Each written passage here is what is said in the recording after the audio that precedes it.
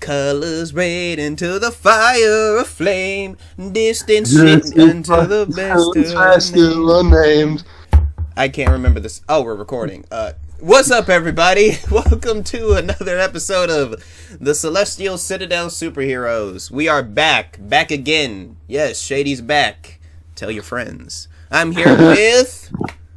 I'm Detective Ross. What's up? Yeah, Detective Ross, not Rick Ross. Detective Derek Ross. We couldn't afford Rick Ross, so we got this guy. Nah. I'm not the hero the world deserves. I am the hero it gets. Anyways.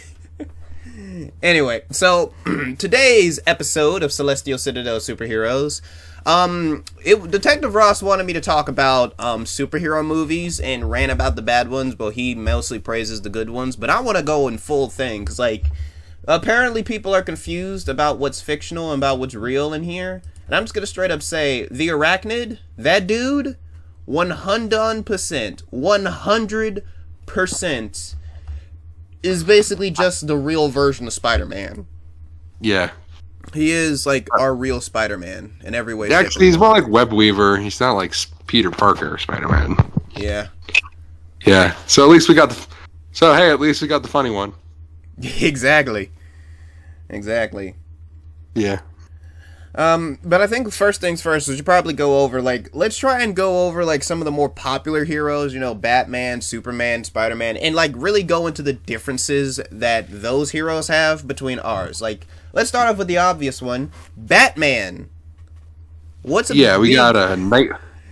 Nightmind instead. Yeah, not the creepypasta reader, but... He's not a creepypasta reader, he's more of like a reviewer of stuff. Yeah. Although, when it actually comes to, like, superhero shit, like, don't you work with him a lot? Because you both are, like, detectives? Yeah, I've met him a couple times. Although, weirdly enough, we kind of just stick to our own speed. And, like, he actually prefers to work on his own, and I respect that. Although, I'll be dead serious, that dude has had a lot of sidekicks. Like, if there's one thing Batman and Nightmind have in common, is they have a lot of sidekicks. But, Dr. Ross over here, well, Detective Ross over here, wants to call out the one big difference between Nightmind's sidekicks and Batman's sidekicks. Take it away, Ross. You get them when they're adults, not when they're teenagers. Exactly. Any other differences that most people should take into account?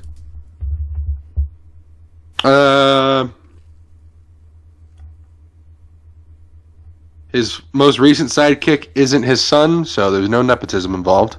Yeah, that makes sense. And also he knows not to fully stick it in crazy. He's been... like, the only like long-term relationship he's had going on so far is with she's like Catwoman, but the Coyote. Her name's the Coyote. The Coyote. Yeah, it's like Coyote's completely gone straight, and I'm gone straight as in like not being a criminal anymore. So like she's a vigilante now. Yeah, so good. Although something I'm sure a lot of people don't know is that vigilante, like, this is something I'm pretty sure a lot of people don't get. Vigilante or vigilantism in this world is a little bit legal. It's a lot more legal than most people would imagine. Yeah. Because, like, in this world, you can sign up with the government to become a superhero.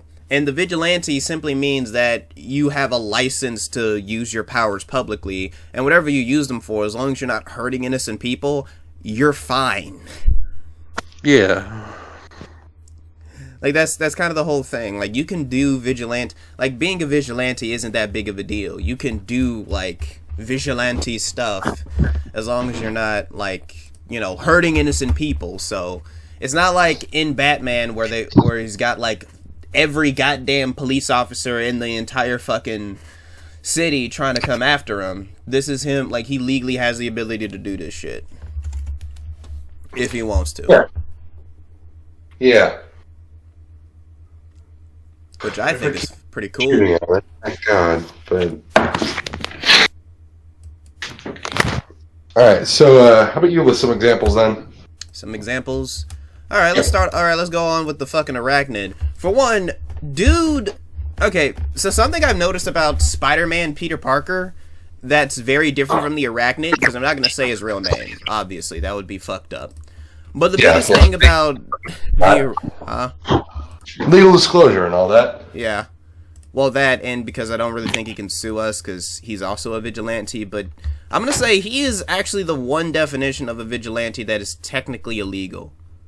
And I say technically because he doesn't have a license, and he is one of the only, like, the big difference that I know between him and fucking Peter Parker Spider-Man is that Peter Parker Spider-Man and the Arachnid actually started around the same time, but Arachnid started being a superhero much younger. Like, I didn't know this until, like, I think a few days ago, but apparently he started being a superhero when he was 13. Oh. Yeah. Which is... Oh, then he started younger than Peter, actually. Yeah, because Peter usually started, like... He usually started, when he was fucking 15. Arachnid's over here starting this shit when he's, like, way, way into the goddamn, like, fucking... Like, season when he was young boy. He was a young blood when he started. What's the big Miles starting around that time for some reason? Yeah. Although I don't think Arachnid really, like, had a mentorship situation with anybody. I don't think he's ever really mentored any other heroes. He's mostly been kicking it by himself besides the few hero teams that I've tried picking him up. And I'm just gonna be real here. I have no idea how so many hero teams keep screwing shit up with this dude. Like, seriously. I can't be the only one here that looks at the Arachnid and be like, how are there people out there in the world that hate you? Because you're just, like, the most wholesome fucking dude of all time. He's like a gay Mr. Rogers. I don't know why, but the term gay Mr. Rogers is just fucking hilarious. Yeah. It shouldn't be, but it's funny. Hold on, food bots here. I've got to grab something. Keep talking. Alright. Another big difference between the Arachnid and Peter Parker Spider-Man is that Peter Parker Spider-Man is apparently a whiz with chemistry. And Arachnid is good, but Arachnid actually gets a lot of his chemistry, like, Arachnid gets his, like, the webs that he shoots out, they're not synthetic. They are, like, actual, like, he uses actual spiders and then combines their chemicals with something, and he's not the one who makes them. Like, he gets someone else to make his webs for him, which, honestly, I think is a little bit of a hazard, but you know what? I think it's cool. I think it's okay. I think it's, like, as long as he's communicating properly with the individual, then I think it's fine. I think it's fine. So, when it comes down to it, though,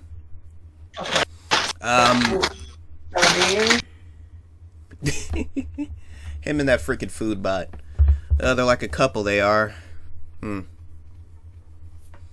They are like a couple. Seriously, I will never understand his connection to that food bot. It is hilarious. He's probably gonna get mad that I'm not talking about the superhero thing, but I gotta talk about this for a second. Detective Ross over here loves the food bots here. Not just because they can bring him as many snacks as possible, but mostly because, like, it's almost like the food, he's gotten to know them, because I know the food bots are AI, but, like, seriously, man, like, how much do these guys know about you? How much? How much? Okay, I'm gonna, like, seriously, like, he knows a lot about, and I mean, it's not like he isn't a cook. Dude cooks a lot, like a fuck ton. And if y'all can hear my mouse in the background, it's because I'm trying to edit the other episode while I'm recording this one.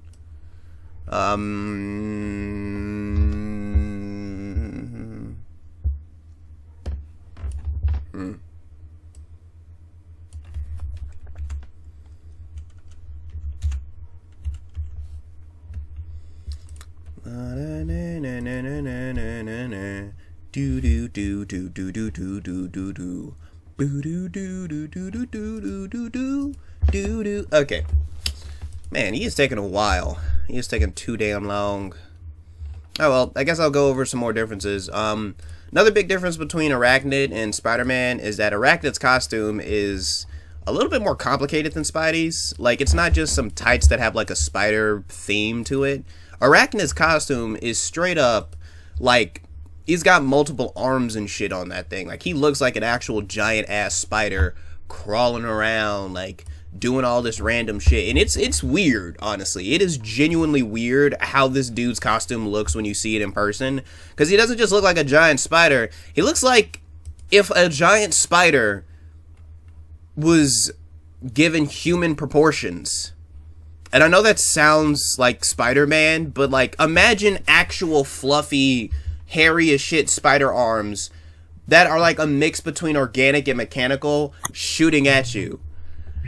Hey, dude. So like a giant mecha version of a jumping spider. Basically. And I also mentioned earlier to the people that his webs, he doesn't actually make the webs, because Peter Parker Spider-Man is like a fucking genius. The Arachnid is not a genius. He's smart, but I'm not going to call him like a scientific prodigy or some shit. Yeah, look, it's an argument. And like, I know him in a Secret Identity. Well, yeah, me too. Without giving too much away, the guy should definitely consider becoming a tailor. I mean, the dude's like the Edna Mode of us. Like, seriously. Like, I swear, like, I actually had him patch up one of my suits at one point, and he was like, you know, you could easily do this to keep it from breaking again. I look down, dude doesn't just patch up my suit, but he actively gives it a whole ass new design. Like, I have to change my suit in the thumbnail because he changed some stuff with it. Because, you know, my suit's mostly just a coat. This dude straight up was like, yeah, well, if you do this, it can look more like an actual super suit, not just a coat. Plus, it's more durable.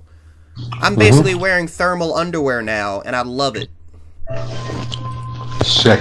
Yeah, I mean, like, I go to him in order to pad up my outfit, because, like, I don't want to ditch the detective vibe. Bless, didn't you start wearing tights recently? No. Oh. So then what the heck were you wearing the other day? It looked kind of like tights. That was my underwear, dude. Your underwear looks like one of those old-timey, one of those old-timey swimsuits. Yeah. I sleep in a unitard, so what?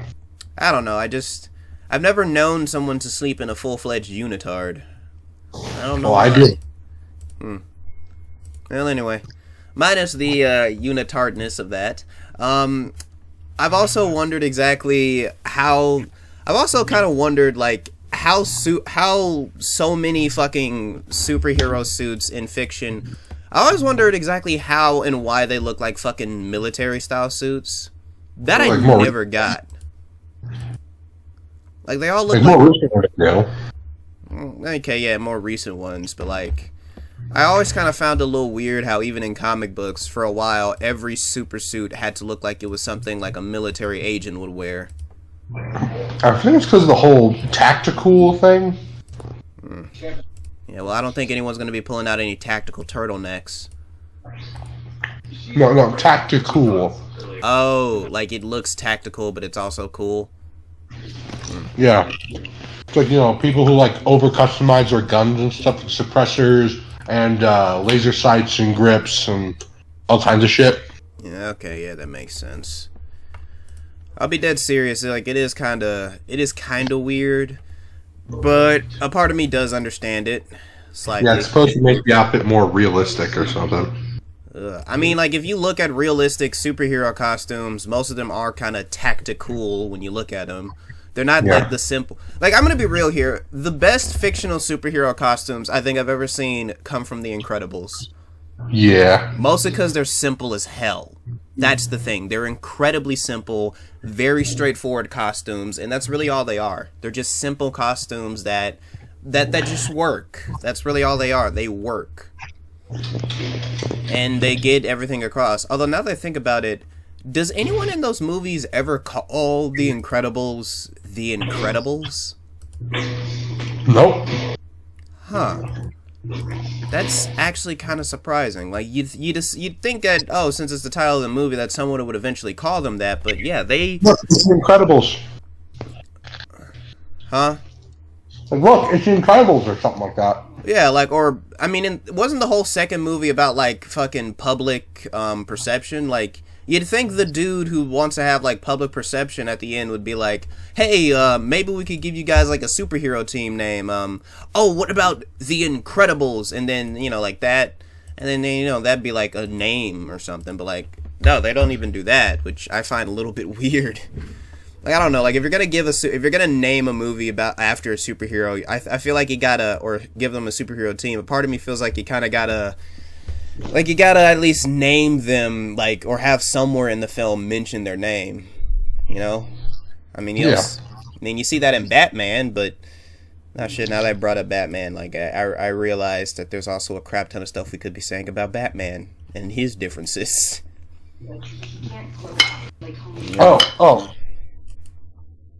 Nightmine, the guy who's like basically our Batman, he's not actually human. Oh, really? Yeah, he's like a 6-foot tall cat monster. Oh, yeah.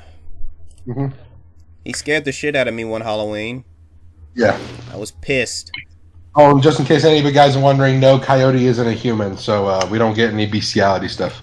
Yeah. Not today. Although if she was part human, I don't really think that would count. It'd be like a No, she's a thief from his world, so. Because in his world. Not today. Come on, that song's awesome. Can you, like, I actually find it funny how, like, the most famous fictional speedster is the Flash, but our version of the Flash is just straight up Sonic the Hedgehog, but a human. Like, he does all the same moves and shit, too. Huh? You mean he's Gear from World War Blue? Okay, yeah, he is Gear from World War Blue. He also doesn't. Yeah, but he doesn't even, like, he's one of the few heroes that doesn't have a secret identity. So I just kind of forgot his superhero name, and I just started calling him Oliver because he doesn't have an identity, which makes sense because I don't know a single fucking supervillain that wants to pull up next to him because he has. Like, this dude, like, I swear to God, when Sega got the rights to use his likeness for video games, but they just turned all of his best friends into animals, they really, like, they really should have, like, they put a lot of effort into trying to copy down a lot of the mannerisms of the characters into animals. But when you actually see how strong this dude is in real life, he basically does have the powers of the Flash, but the aesthetic of Sonic the Hedgehog. And I kind of and I love Oliver for that so much, but, like, I swear to God, his girlfriend is terrifying. Mm-hmm. Like, I swear to, Amy Rose is not an accurate depiction of Amelia. I'm saying that right now. It is not an accurate depiction of that woman. Especially because she doesn't just use a scythe. Like, doesn't she have, like, a fuck ton of other weapons, too? Yeah. Like, what were the other fucking weapons she got? I can't remember them off the top of my head. Yeah, excuse me, I just got the hiccups. Oh, boy. Maybe she didn't eat so fast. It's freaking pan and curry, man. I mean, yeah, it's delicious, but, like, again, don't eat too fast, man. You're gonna get stuff stuck in your esophagus.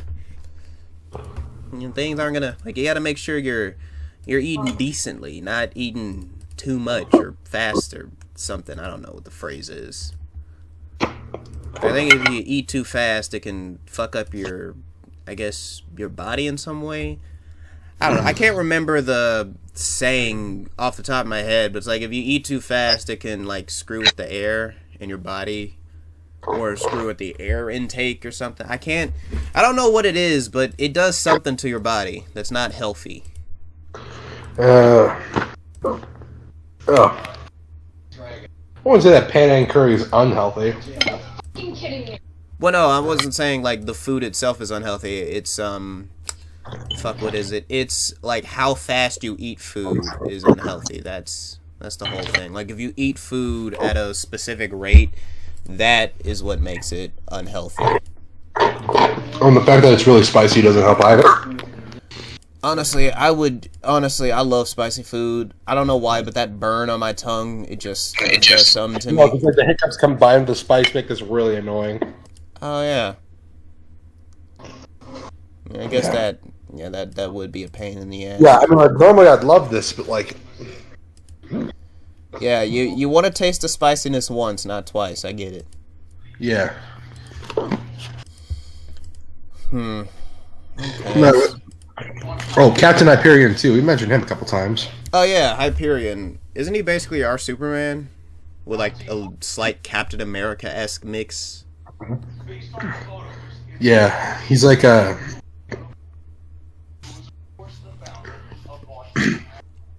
He's like if Homelander wasn't a genocidal maniac. Yeah, pretty much. Pretty much, yeah, like that's kind of the thing. Like, I'm gonna be real. Homelander is one of the best written villains on television. But for the love of God, everything about him is just like every time I look, like I kind of feel bad for Hyperion because. Like, the dude straight up had to change his entire costume because people kept comparing him to Homelander.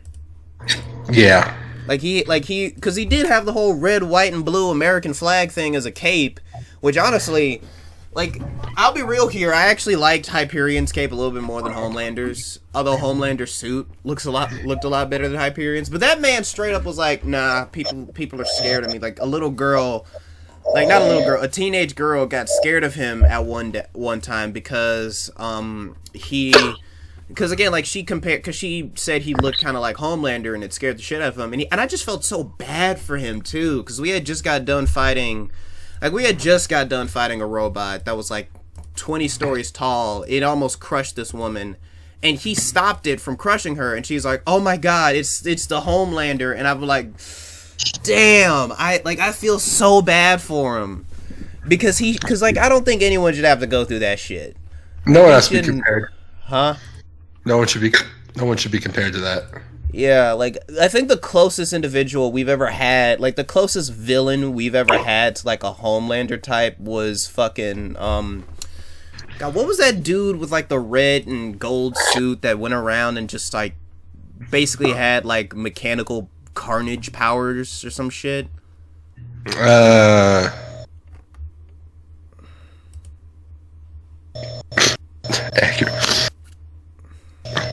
think he was just called The Noise. The Noise?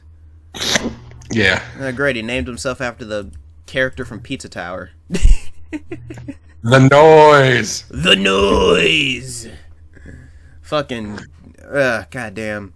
But in all honesty, like, I really don't get how the hell, like, because he was such a fucking asshole, too, and, like, because, like, his whole thing was that I think he was just straight up a eugenics idiot.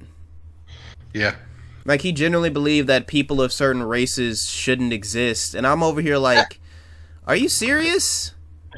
Like, are you dead serious right now? You're a racist... That's right, dead ass. Like, you're a racist supervillain. That doesn't make sense. It's benign at this point. Like, what is the dumbest... Like, okay, let's try and compare it. What is the dumbest motivation you've seen a fictional superhero have? And then compare that to the dumbest motivation you've seen a real superhero have. I mean, supervillain have. I think I don't know, the laziest motivation, I'm going to be honest, Captain Underpants. Okay, I meant to say laziest motivation supervillain, not superhero, but... Yeah, I guess Captain Underpants does have a pretty lazy motivation. Yeah, he's just mind controlled by a couple kids. Damn. Okay, okay, you should try holding your breath. I hear that gets rid of hiccups. Or drinking some water. Yeah, you need to get some H2O before you go delirious. Man, I think he's holding his breath. Yeah, I'm holding my arms above my head. Does that help? Sometimes, yeah. Okay. Well, have you... Alright, hold up. How to get rid of... Well, it's working a little bit. They're getting weaker. Alright, nice. Alright. Okay, so... Okay, well, like, what's a supervillain that has a really stupid motivation, and then compare that to a supervillain in real life that has a stupid motivation?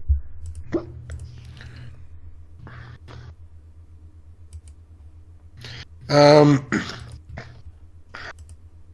have to say Ice Pick is probably like one of the weakest motivations, because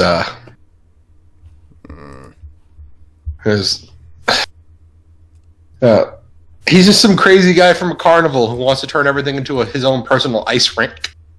Ugh. Yeah, that is annoying as shit.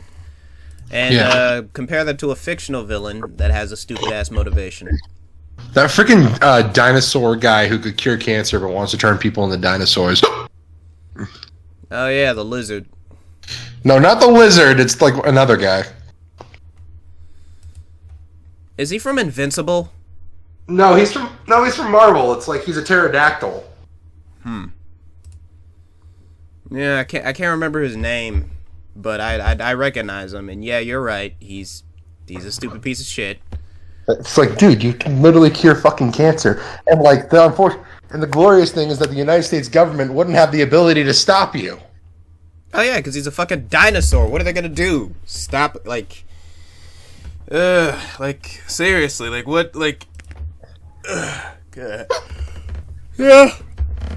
All right, but I think I can outdo it. A fictional villain that has a really stupid-ass motivation. Like, I mean a really, really shitty fucking supervillain that has, like, one of the worst motivations I think I've ever seen in fiction. Yeah. Has to be none other than Tombstone from Spider-Man. Despite how fucking cool he is.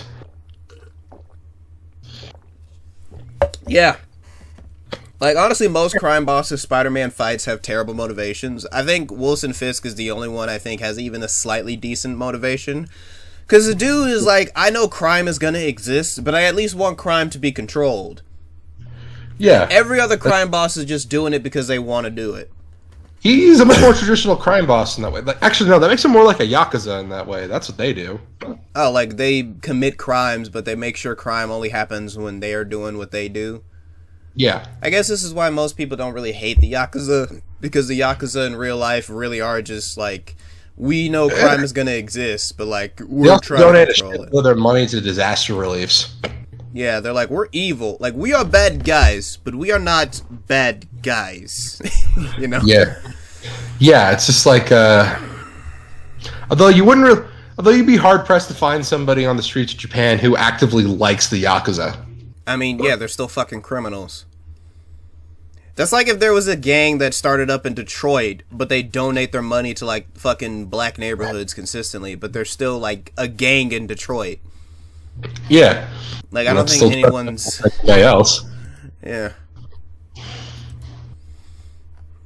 Alright, well, there is a villain who I think has a much dumber motivation than Ice Pick. And it's gotta be none other than the one, the only, the person who I'm pretty sure we've all wanted to kick her teeth in several times. Oh. No, not her. Yep, I'm talking about Mia. Just Mia. I'm not gonna say her supervillain name because it's stupid as shit. The streamer one? There are a lot of streamer supervillains, but she's not even really a streamer. That's the worst part about it. She's not even really a streamer. Yeah. Like, the whole thing, like, again, Mia's whole shtick isn't that she wants to be popular or famous. Her whole shtick is that she wants to apparently prove that superheroes are the reason crime is on the rise, when if you've actually looked at the crime rates... Like, if you've looked at the crime rates for, like, the past 6, maybe 7 years, that shit's gone down. Gangs don't exist anymore. And even if they do, they're not, like, organized criminals or anything. Like, they're not pulling off heists, or they're not controlling neighborhoods and dealing drugs. Them motherfuckers are either just meeting up, talking about, you know, the old days and whatnot, and, you know, talking about how they got a lot of guns and about how they want to shoot somebody, but it's not like they're actually gonna shoot somebody, because the second they do that, they're gonna get slammed in fucking prison. Yep. Like, at the end of the day, like, most of these, like, a lot of these people don't fucking get, like, she genuinely thinks that superheroes are, like, a problem in this society, and I'm like, bitch, have you watched The Incredibles? Like, yes, we get sued every now and then because we stop some guy from jumping off a building, but Jesus Christ. Yeah. Like, I swear. Like, there was this one episode of Batman the Animated Series where, like, there was some friggin' psychologist lady who was trying to argue that with Batman, but have you seen Batman's villains? Yeah. He's usually the only one to stop them, and you want him to stop. Exactly. You cause these criminals to be made. They often cause themselves, lady. Yeah, like I'm pretty sure if Harley Quinn didn't like, and I'm not playing the whole abuse, like I'm not doing the victim blaming thing here, but what I'm saying is that like everyone in Harley Quinn's life, even other supervillains, were saying the Joker does not fucking love you. He is an asshole. He's left you to die on several occasions. He's pushed you into a vat of acid. Alright? The only reason he told you about all this shit was simply because if he legally had to, and you still chose to stay with him. Dude, a minute if he could, but but he's only telling you just because you can't deny shit later. Exactly. Like, the Joker doesn't love you. It's made very clear the Joker doesn't fucking love you. Yeah. It's like again, I'm not blaming her for the abuse the Joker put her through, because I never want to do that to anybody. I hate when people are like, oh, so because I stayed with him, it's my fault I got it. No, it's not. It's not your fault you got abused, but you have to at least admit you had options to leave. There were places you could have gone, especially for Harley Quinn. Like we're not talking about the Harley Quinn from her own television show where her parents were fucking terrible. Her parents in the actual comic books, so, like some versions of the comics, Harley's parents are actually good people. Yeah.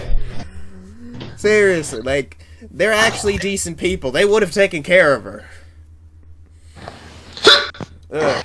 Okay, you gotta hold your breath or something, man. Your hiccups are getting... Like, I feel like a part of me thinks they're getting worse. And if you go home to your wife with those hiccups, she's gonna think you're mind-controlled or something. I'm trying, dude. I'm trying. Like, what was... Like, the last time you got hiccups, didn't your wife go, like, crazy as shit and be like, what the fuck happened? What's going on? Like, she thought you were dying of some disease or some shit? Mm-mm.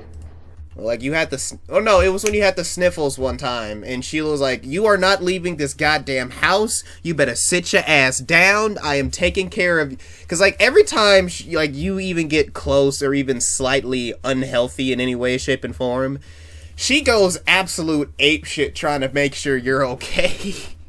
Yeah. And I don't know where this overprotective nature comes from, because, like... She is not that, like, because like last time I checked, she didn't start being that type of protective until she met you. I don't know why she's like that. I don't know either, but I love her because of it. Yeah, nice. Speaking of ground control, Major Tom, tell my wife I love her very much. Exactly. Wait, isn't she in the Citadel at the moment? Like, isn't she in her office? I think so. You just shoot her an email, she'll see it. Anyway, fuck. Oh, here's another... Okay, well, I think we've gone over, like, a lot of superheroes and supervillains. Let's talk about fucking... Like, since we're on the topic, how come comic book relationships suck so much? Drama. God damn. That's literally the only reason why. It's just for the sake of drama. I mean, you could have drama without them being fucking terrible. Like, Jesus Christ, I don't know. I don't think there's ever been a single actual superhero that's gotten away with slapping their wife the same way Hank Pym did. And even then, at least Hank Pym got turned into a fucking meat suit for Ultron. He got Michael Afton. Reverse Michael Afton. Well, I mean, Ultron did basically take his skin and wear it. Yeah. Yeah, like, it's not like he was wearing a fucking fursuit. Yeah, that's true. That's true. Yeah, so, reverse Michael Afton. It's the robot on the inside instead. Wait a minute, didn't Michael Afton also have innard go inside of his body? Oh.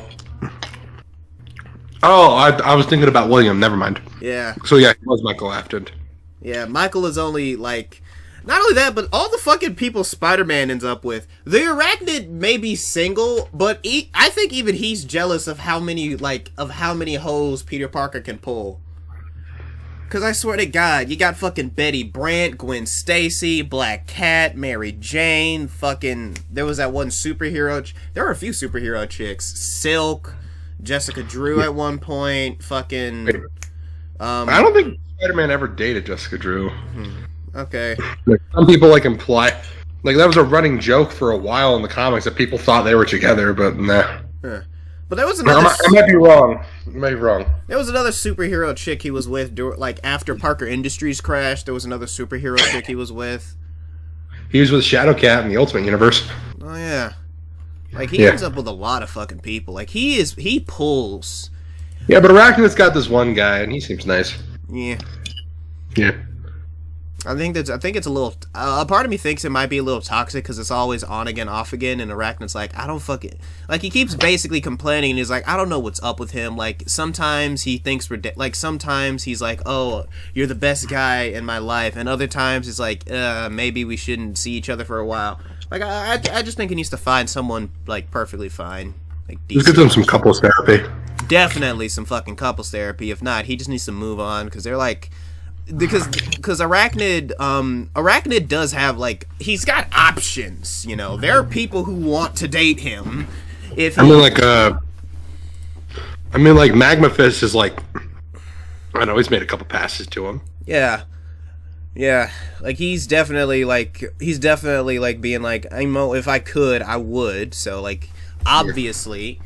And it's not like Arachnid isn't like a really attractive person. He is an attractive dude, okay? He's good looking. He can pull. Okay? He can pull. Yeah. He really was that cool the whole time. Huh? He really was that cool the whole time. Exactly.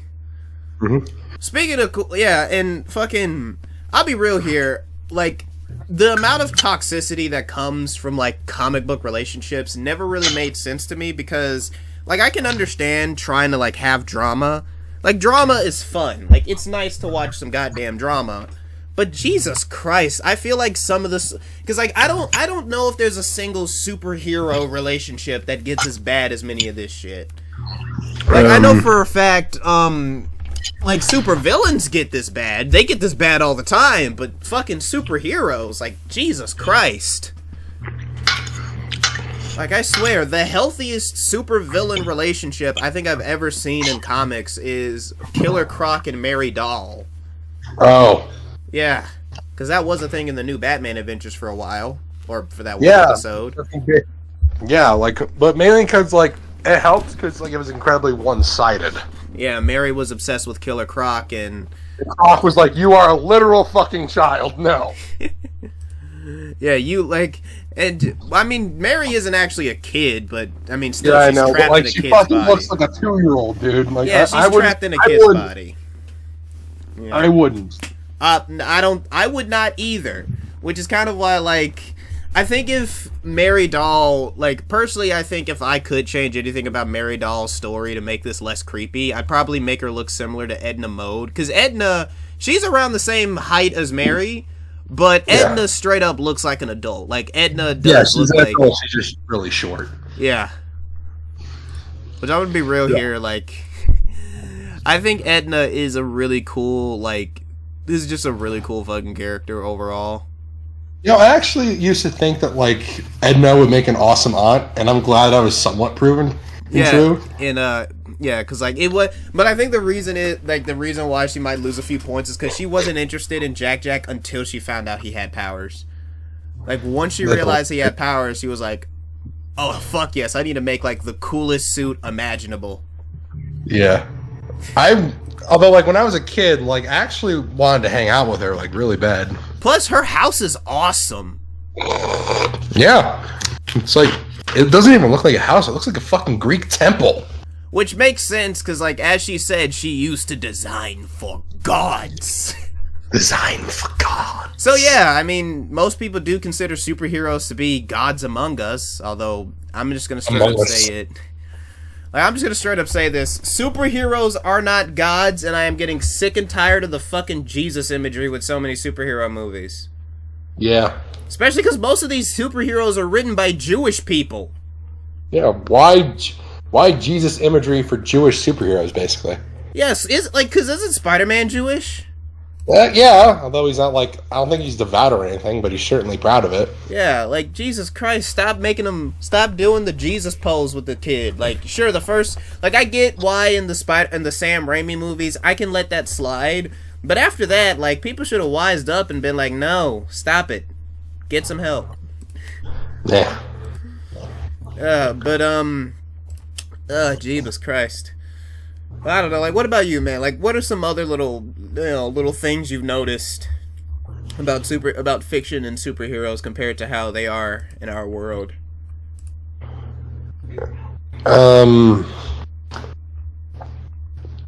The boys certainly got the celebrity culture thing right, because there are a good number of heroes who do brand sponsorships and stuff.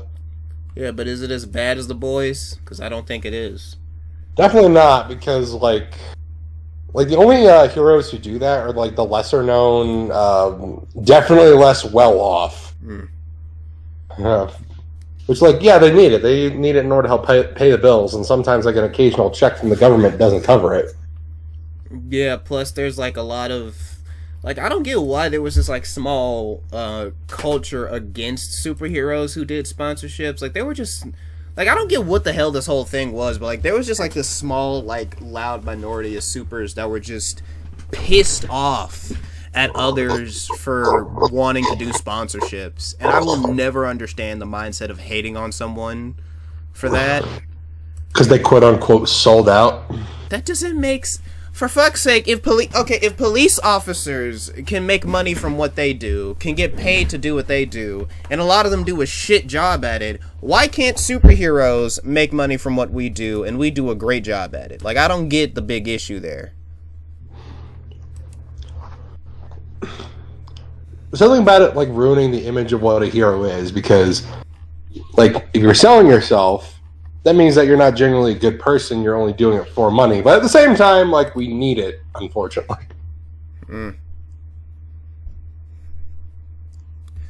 I guess.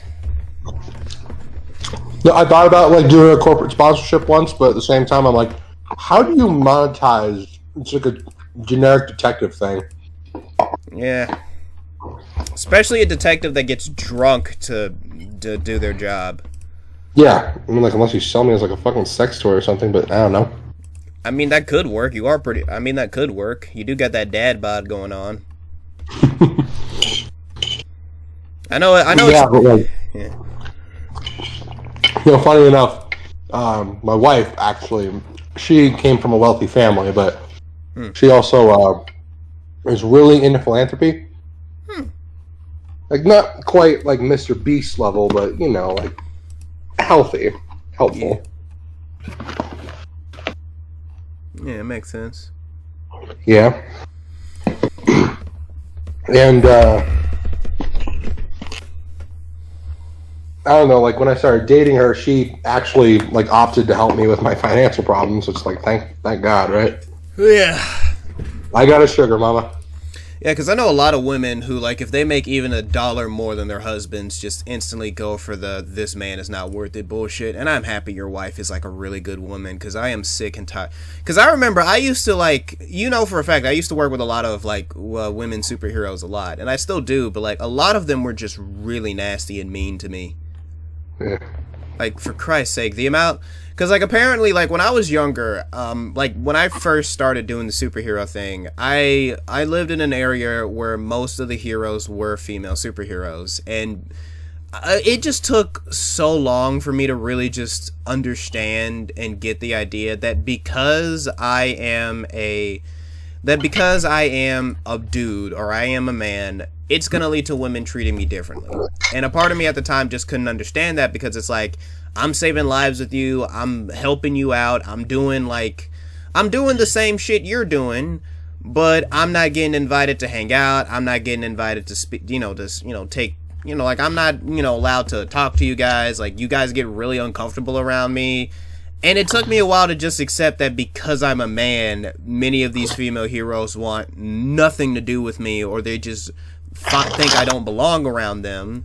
And of course, it wasn't until I almost got crushed to death for the first time that these female heroes, like, started treating me better. And you want to know what makes this even more horrifying and heartbreaking? The fact that after it took me almost dying for them to finally treat me with some amount of civility. And a part of me was kind of like, that's not really fair to me, though. Like, I should have... doesn't it? Yeah. Like, I felt terrible. I mean, the lucky thing about me is that, like, The only reason why most female superheroes didn't want to be around me was because I'm an alcoholic. Okay, yeah, that makes sense. I can understand that. Yeah. But I mean, I'm just a dude. I didn't do shit to anybody. I didn't hurt anybody. I didn't, like, steal. Maybe they got sensitive skin and they can't stand ice. Well, here's the thing. My ice powers weren't even that strong at the point. So, like, I wasn't even strong enough to fight any of them. Like, I could not, would not, and I had no way of, like, beating any of them in a fight. And they were like, well, I mean, like, you're just, like, you might be a threat to us one day. And I'm like, no, I'm not.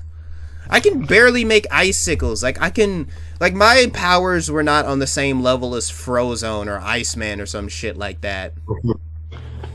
And that's the thing, like, if I was, like, nowadays, I'd say I'm probably at the level of Frozone in terms of my ice powers, but Jesus Christ. Well, that lady has super strength. Well, that lady has super speed. That lady can fly. And you're basically just, like, peak human condition dude with ice powers. Exactly. And yeah. So, like, they got a home field advantage in that case. How are you a threat to anybody? Exactly! That's what I was saying, and they're like, well, you're a dude, so you're naturally going to be stronger than us, and I'm like, I have lost... That means shit. That means jack shit. Like, I have lost arm wrestling competitions with people who aren't superpowered. Like, because that's how weak I was when I first started. Nowadays, I'm pretty sure I could drop kick, like, at least 30 different people easily. But when I was younger, I could not fight any of them. And, like, so at that point, I kind of felt like I needed to move, or I needed to stop fighting around that area. And when I did eventually move away, like, when I did eventually move out of my mom's old place, because I bought her house from her, which, now that I think about it, I kind of stole it from her, because she should have got so much more. Like, seriously, like, a part of me felt like she just gave it to me, and she just made me give her, like, 20 grand, just because... But, basically the whole idea is that she is the type of person that these heroes had no real reason to, like, fear me at the time.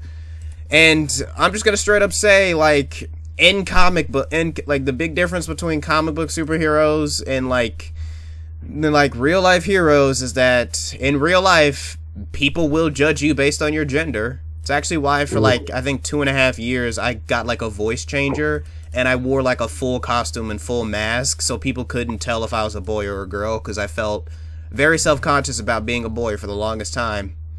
And I don't know if you've experienced this, but I feel like kids are more scared of male heroes than they are, like, you know, female heroes.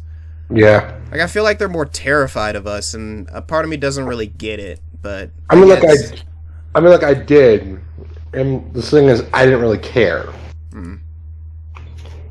Yeah, it's just like people made their judgments, and I just and like they just thought like, oh, well, you're a detective, so that means like, what, do you like beat your wife or something? I'm like, no, I'm a private detective. People hire me to go find stuff for them. I'm not paid as part of like the police institution or anything. And two, I'm not even married. At least I wasn't at the time. So it's like I just got to enjoy watching them be horribly wrong, and like make these wild ass assumptions about me, only to be just proven wrong like the next minute. It's glorious. Yeah. Yeah.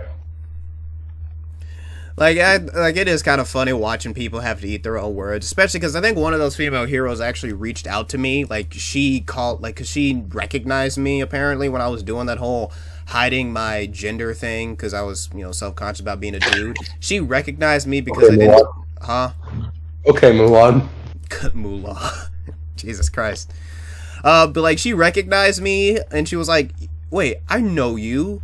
Why are you doing this? And I'm like, because when people knew I was a dude, they treated me like shit.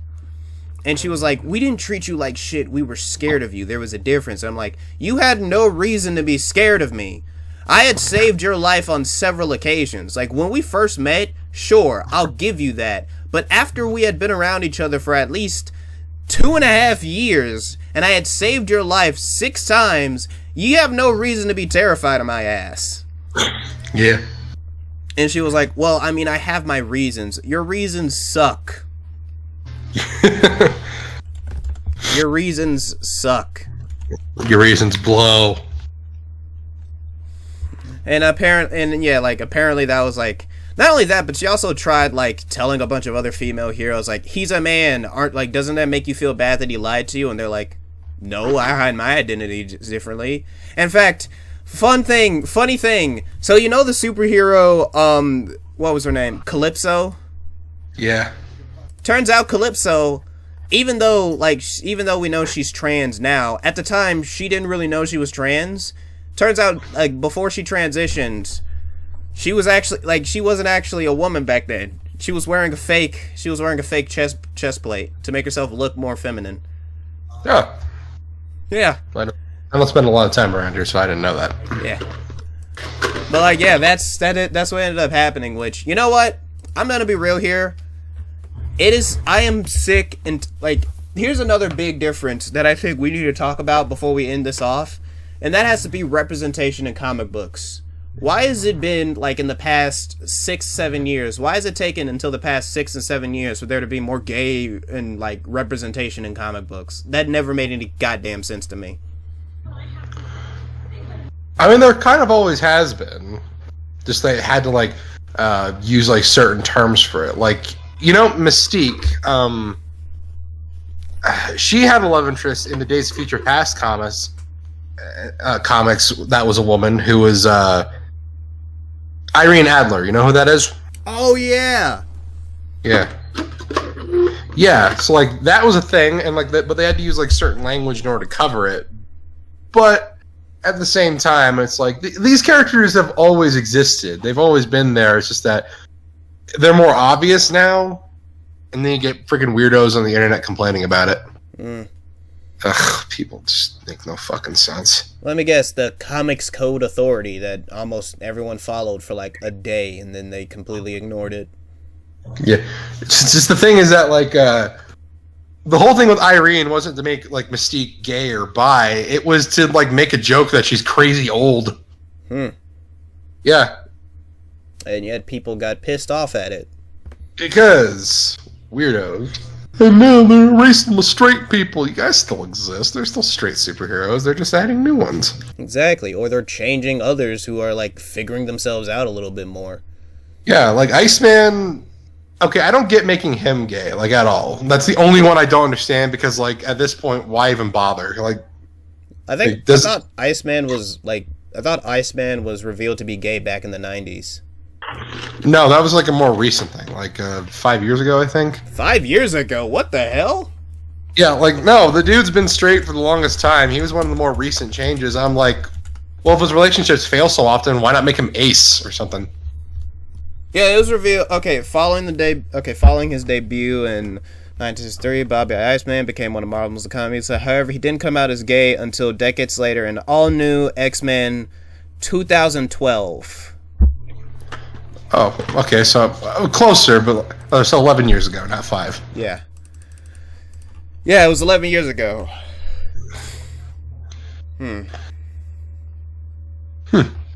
I guess it would have made more sense if he was ace instead of gay. Yeah, that's like my thing. The Ace Man. The Ace Iceman. But like, again, like, the main reason I have a small issue with it is because, like, superheroes in this world have been around for, like, the past century and a half. Like, the first superheroes showed up around the time Disney, started. Like, the first superheroes have been around since fucking, like, in our world, they've been around for at least, like maybe 10, 20 years before Disney became a fucking thing. Yeah.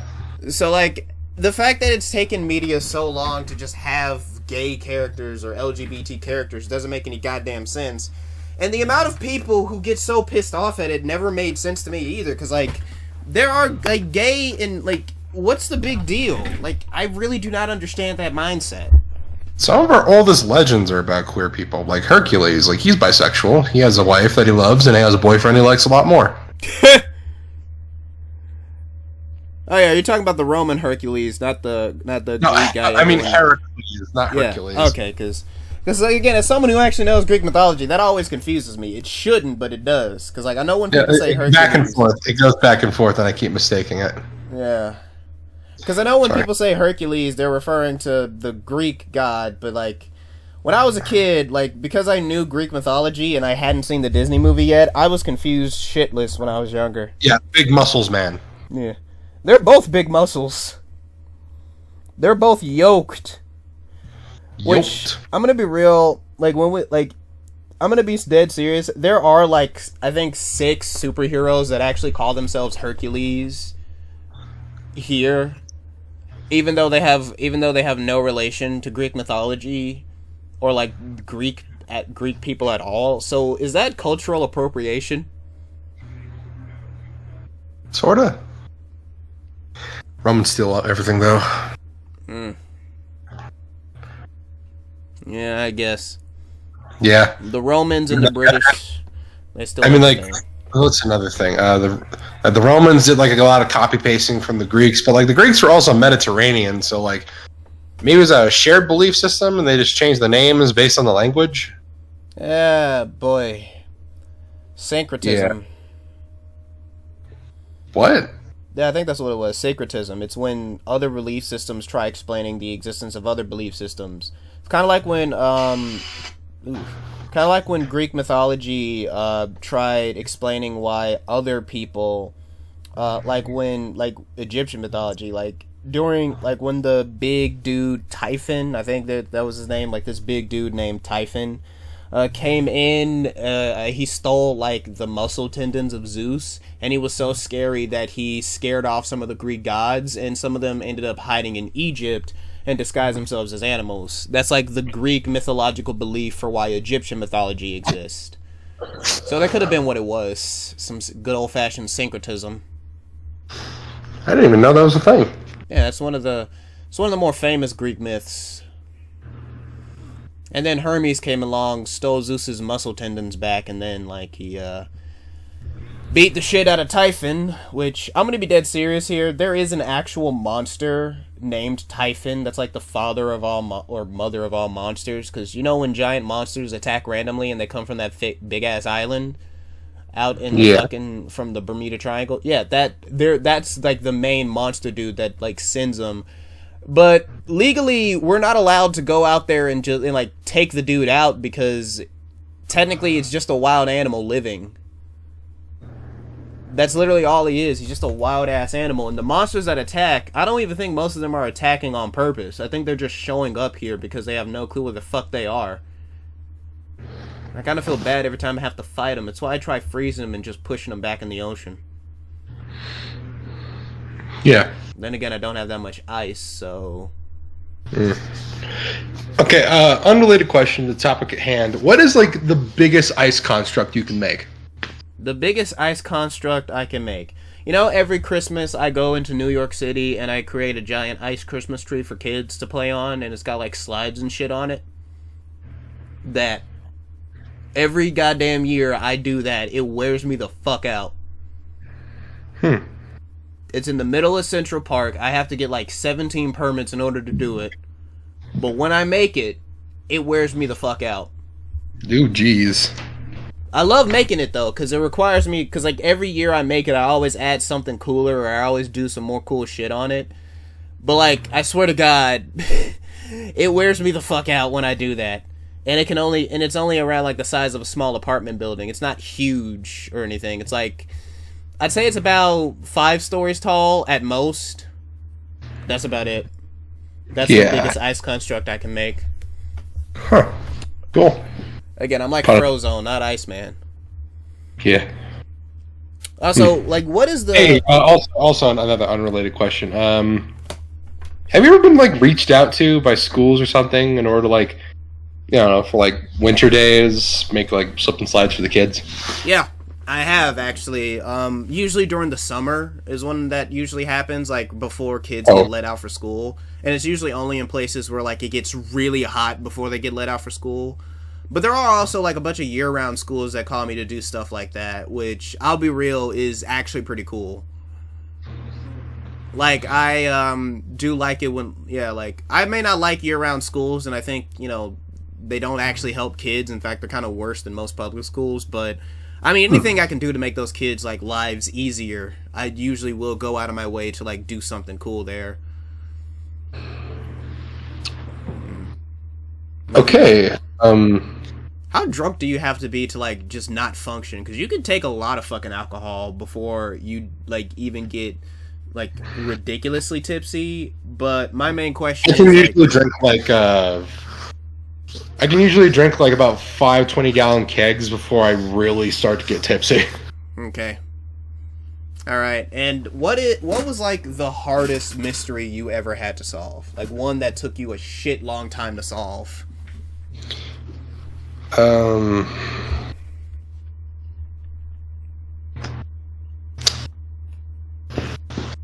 was a series of assault cases as I was going around Chicago, and this guy was really good at covering his tracks. Yes. How long A lot of did the it take evidence you? was circumstantial at best, but like I did get several suspects. The only way I was able to figure out what to do was I just had to go knocking down doors and figure things out. We just had them all lined up, asked one question that made one squeal, and we chased after that one. Yeah. Okay. Is there here's a fun question, like how long exactly did it take you to how long did it take you to like actually solve that exactly? About a month and a half. Damn. And that was your longest case? Yeah.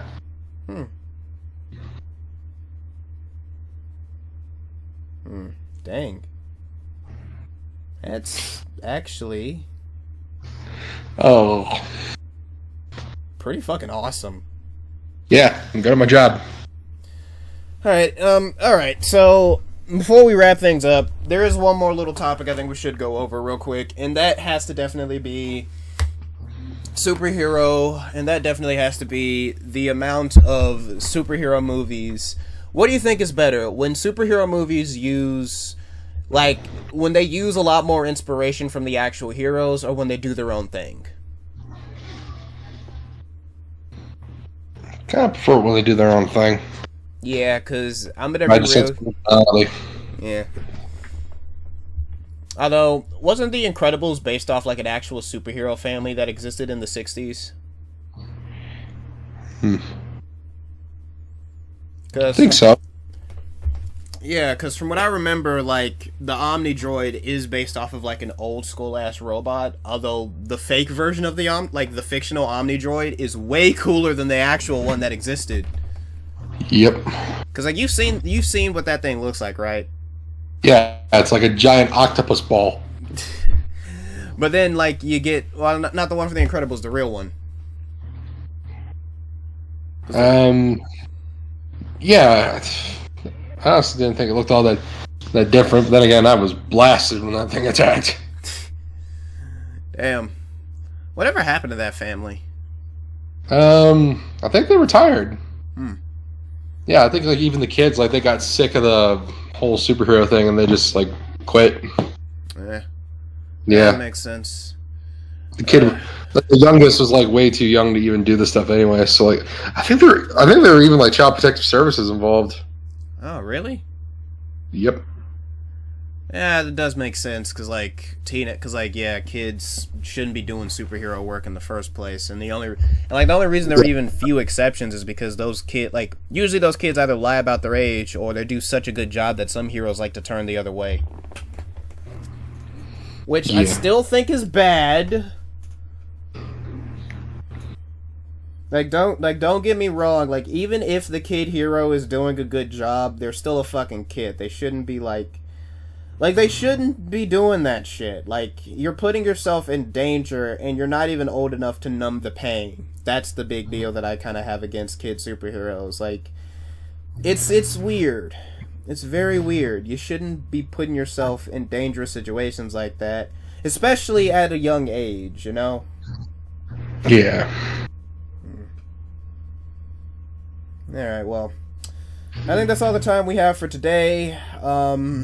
Thank you all so much for listening, if you stuck around, and I am honestly I'm really loving these I'm loving these podcast episodes, man. Like, seriously, we're getting into it. Alright, well, alright, thank you all so much for listening, and we will talk to you later. Goodbye.